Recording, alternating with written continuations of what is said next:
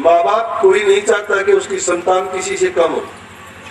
माँ बाप ये चाहता है कि उसकी संतान अच्छी से अच्छी बने, वो बड़ी ज्ञानी हो, आगे चल के उसको सुख मिले, वैभव मिले, उसकी इज्जत हो, समाज में उसका नाम हो। ये नामवरी के लिए करते हैं दुनियादारी में जितने भी काम करते हैं। एक इंसान भी अच्छा काम कर देता है, वो पीछे तक की पीढ़ियों को जला देता है। आज भी हम जब कोई जिक्र बात चलता है तो क्यों कहते हो कि रघुकुल रीत सदा चली आई, प्राण जाए पर वचन न जाई।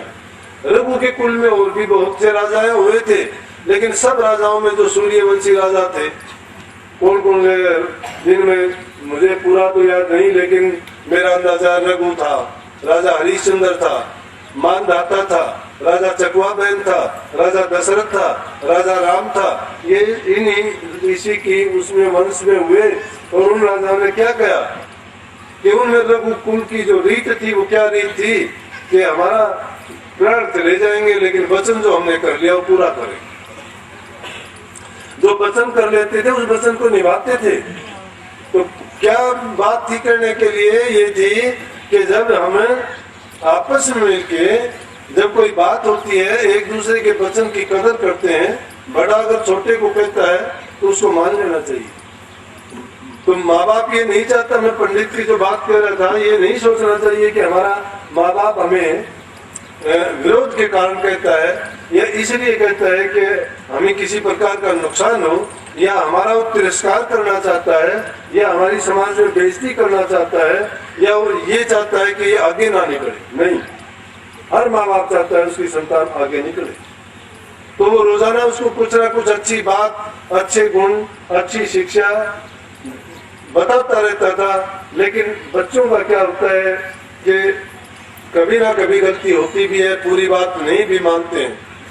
और माँ बाप जितना बड़ा हो जाता है, चाहे उसकी संतान कितनी भी बड़ी क्यों ना हो जाए, कितनी भी समझदार क्यों ना हो जाए, फिर भी माँ बाप यही सोचता है कि मेरे बेटे में अभी ज्ञान नहीं है।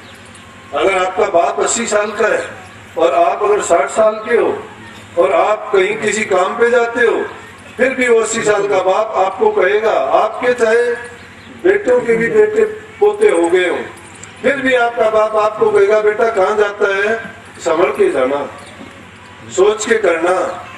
उसको फिर भी वो बच्चा मानता है, क्यों? उसकी नजर में वो बच्चा है, उसको फिर भी वो ज्ञान देना ही चाहता है। ज्ञान के लिए आज ज्ञान की कसौटी है तो बड़ी सादी, लेकिन इंसान को उसको सोचना चाहिए। अगर थोड़ी भी गौर करते हैं, जो लोग गौर नहीं करते हैं, मैं कहता हूँ सत्संग क्या है? सत्संग का ये आयोजन सत्संग नहीं है। सत्संग तो हर कदम कदम पे होता रहता है, हर बात बात पे होता है। तुम्हारी अपनी बात से भी सत्संग ले सकते हो, अपने व्यवहार से भी तुम सीख सकते हो। सत्संग का मतलब है सच्चाई का ज्ञान होना, सत्य मार्ग पर चलना, सत्य वस्तुओं को अपनाना। वो क्या है कि अपनी निरख परख पल पल करते रहो, अपनी तुलना करते रहो कि क्या मैं करता हूँ ये सबको अच्छा लगेगा, क्या मैं करता हूँ ये सत्य है, क्या मैं करता हूँ ये अधर्म नहीं है। जब ये बातें तुम्हारी होंगी, तुम जान जाओगे उन बातों को कि उसके करने से किसी को नुकसान नहीं है, उसके करने से किसी को किसी प्रकार का कष्ट नहीं होता, किसी को बुरा नहीं लगता। तो इसका मतलब वो बात अच्छी है, अच्छी बात सबको अच्छी लगती है। लेकिन क्या करता है कि जब जब वो कोई गलती करता, बड़ी गलती करता, एक दिन उसने काफी गलती की तो उसके पिताजी ने उसको इतना धमकाया, इतना उसको बुरा भला कहा कि लड़के ने सोच लिया कि इससे तो अच्छा ये है कि या तो मैं मर जाऊं या अपने पिताजी को ही मारूं। और क्या करता है कि वो शाम के टाइम सोचता है आज कहानी खत्म कर दूंगा, अपने पिताजी को ही मार दूंगा। शाम का टाइम होता है, कोई भी अच्छी पत्नी होगी अपने पति को फुर्सत के समय में जब शांत चित होता है और जब पति कोई गलती कर देता है तो फुर्सत के समय में देखती है क्या बात करने का अवसर है। स्त्री इंसान के लिए अर्धांगिनी कही गई है कि इंसान का आधा अंग है, उसको बहुत कुछ करने का हक रखती है। वो अगर वो सही समझ रखती है और अच्छी समझ वाली है तो अपने पति को भी गलत रास्ते पे चलते हुए को सही बना सकती है। हमारे देश में ऐसी ऐसी विदुषियों की बहुत कहानी है। अरे मुर्दे इंसानों को भी जिंदा करके ले आई थी। यमराज से अपने पतियों को छीन के लेके आई थी। वो तो कोई भक्ति थी, तो भक्ति का ही रूप है, लेकिन वो बात बताने में काफी समय लग जाएगा। इसलिए जो भक्ति क्या है, भक्ति है किसी चीज में पूर्ण रूप में अपने आप को उसमें अर्पण कर देना ही भक्ति है। विद्यार्थी है तो पढ़ने में अपने आप को अर्पण करो, अगर पुत्र है तो पिता की आज्ञा में अपने आप को अर्पण करो, शिष्य है तो अपने गुरु की आज्ञा में अर्पण कर दो, पत्नी है तो अपने पति की आज्ञा में अपने आप को अर्पण करो। ये तुम्हारी भक्ति है। वो भक्ति तुम्हें गुरु भक्ति से, पूजा से, पाठ से, मैं कहता हूँ परमात्मा की भक्ति से भी नहीं मिलेगी। लेकिन अगर तुम अपने मार्ग से भटक जाते हो, तुम्हारे जो काम है उसको छोड़ देते हो, तो फिर वो अच्छी बात नहीं है। तो औरत जब देखती है कि ये बात करने का अवसर है, एक वजीर की तरह से अपने पति को सलाह देती है अच्छी स्त्री। शाम का टाइम होता है, सोने का वक्त होता है, उसका लड़का उसको मारने की तैयारी करके छिप के बैठ जाता है, और वो पति पत्नी जब सोते हैं तो वो अपने पति से कहती है कि एक बात सुनो मेरी। वो कहता है बोलो, कि अब हमारा लड़का बहुत जवान हो गया और आप उसको बहुत बुरी तरह से कहते हो। इस तरह से कह देने से नौजवान बच्चे को अच्छा नहीं लगता। आपको इस ढंग से नहीं कहना चाहिए उसको अच्छे तरीके से समझाओ। कहने लगा, अरे मूर्ख, तू क्या सोचती है कि मेरा पुत्र, अपना बेटा मुझे बुरा लगता है? मुझे बुरा नहीं लगता, लेकिन मैं ये चाहता हूँ कि अपना बच्चा पांडित्य में, ज्ञान में किसी दूसरे आदमी से कमजोर ना रह जाए। इसलिए मैं उसको कहता हूँ, मैं उसकी अच्छाई के लिए कहता हूँ। बोली, बात तो आपकी ठीक है, इतनी कहनी थी। लड़के ने वो बात सुनी कि वो मैं बहुत बड़ा जुर्म करने चला था। आज बच्चों में वो शिक्षा नहीं है, बच्चे ये नहीं समझते। बच्चे को तुम स्कूल भेजते हो, बच्चा हो कहीं जाता है। बच्चे को तुम अच्छी शिक्षा देते हो, बच्चा उसके उल्ट काम करता है। क्यों करता है? कि ना तो हमारी बात में सच्चाई रही है, बच्चों को वो तवज्जो नहीं दे सकते, हम उनको संस्कार नहीं दे पाते।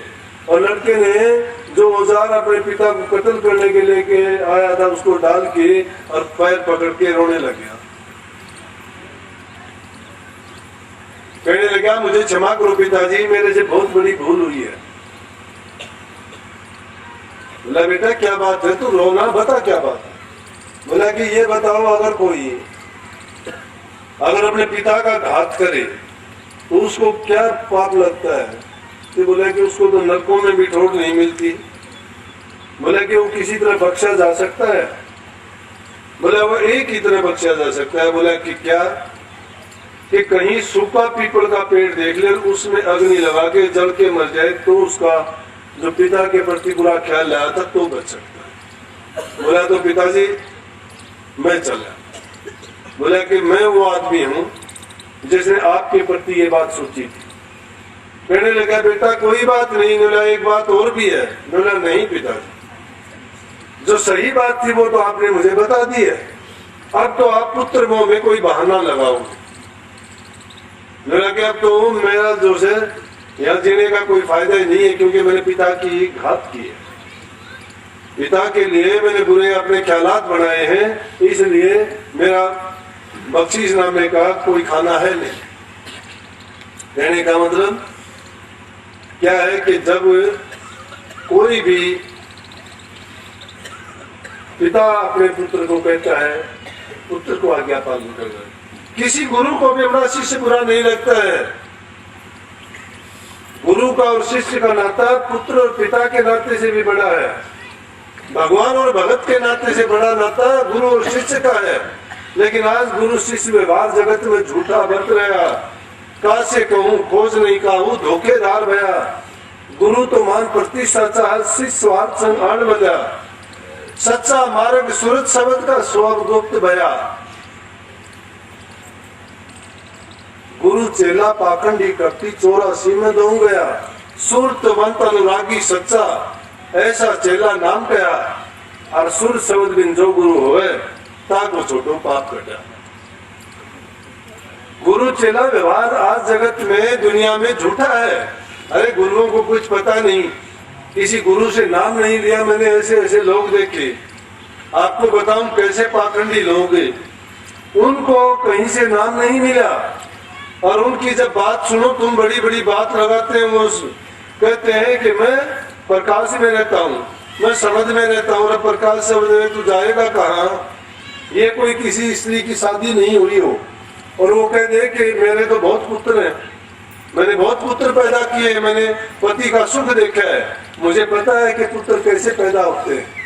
किसी की सुनी हुई बात कह के, किसी किताबों से बात को सीख के कोई स्त्री कहती है मेरे पुत्र हो गए, सपने में अगर वो सोचती है मुझे पुत्र हो गए, क्या पुत्र हो गए उसके? तो आज के जमाने में गुरु शिष्य का व्यवहार, ये तो गुरुओं का काम बताता हूं मैंने देखे ऐसे गुरु।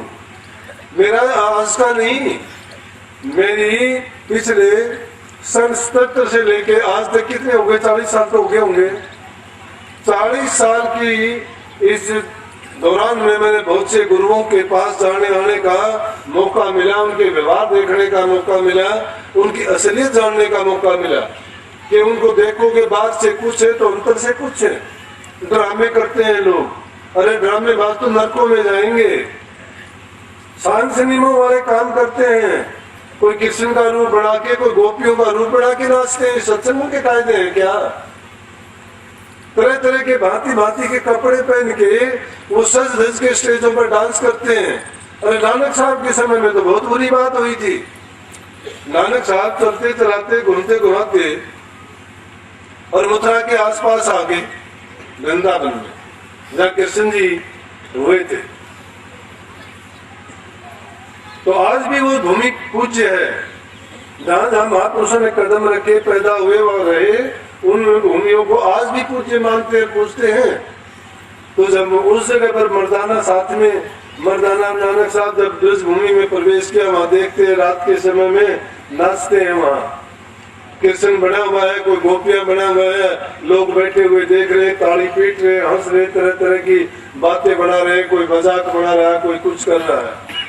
उनके हाव भाव देख के नानक साहब कहने लगे कि कलयुग आ गए, कलयुग आयो। वहां एक पंडित बैठा हुआ था, लोला जी नहीं कलयुग आएगा ना जब तो चांद सूरज पृथ्वी ये बदल जाएंगे। नानक साहब बोले नहीं भाई, चांद यही रहेगा, सूरज यही रहेगा, पृथ्वी यही रहेगी, दुनिया यही रहेगी, ये चीज नहीं बदली, लेकिन लोगों के कर्म विचार और ख्यालात बदल जाएंगे। जब नरक आएगा, जब कलयुग आएगा तो लोगों के ख्याल विचार और कर्म बदल जाएंगे। ये कर्म बदले हुए हैं। देखो कहने का मतलब ये है कि जब लोगों के ख्यालात बदल जाते हैं, ख्याल बदलने से सब कुछ होता है। हमारे जब तक विचार अच्छे नहीं हैं, विचार किसके अच्छे, चरित्रवान के होंगे, सदाचारी इंसान के होंगे, लेकिन हर काम को करने के लिए आदमी को पुरुषार्थ करना पड़ेगा। पुरुषार्थ की जरूरत है। पुरुषार्थ कौन कर सकता है? जिसके मन में लगन होगी, जो मेहनत करना चाहता है और जो अपने आप को इस चीज के लिए भाग्यशाली मानता है कि मुझे इंसान का चोला मिला है, सुंदर शरीर मिला है, मुझे समझ ज्ञान अकल मिली है और परमात्मा ने मेरे पर एहसान किया है, उससे भी बढ़ के मुझे गुरु और सत्संग मिला। जिसको गुरु और सत्संग मिल गया, अवसर मिल गया, नाम की जिसको बख्शीश होगी, उस जीव के समान दूसरा जीव कोई नहीं है।